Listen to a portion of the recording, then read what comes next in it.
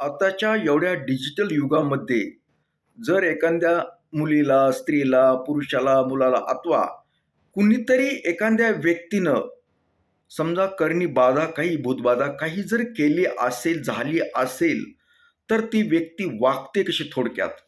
ती सर्वप्रथम जे आपले नातलग असतील, संबंधित पूर्वीचे कुणी तिचे मित्र-मैत्रिणी असतील, कुणी असतील, तर त्यांचे नंबर ती ब्लॉक करते. म्हणजे फोन नंबर, WhatsApp नंबर हळू ब्लॉक करते. त्यांच्याशी बोलणं बंद करते. हं. आणि त्याच्यामागे एक काय असतं, बंद करण्याची तिला एक भीती असते, भीती. ज्या व्यक्तीनं तिच्यावर बाधा केली, करणी काय जे केले ना, ती फक्त ती व्यक्ती काय करते, इतराला कुणाला बोलू देऊ नये, कुणाशी संपर्क ठेवू नये, म्हणून ती प्रयत्न केलेला असतं तिनं. तशा पद्धतीने ती आधुनिक तंत्र वापरते. हं. आणि ती तशा पद्धतीने हिनं सगळे बंद करायला लावते ती. फक्त ती त्याच्याच काबूमध्ये राहावी, त्याच्याच फक्त उदं-उदं करावं त्यानं.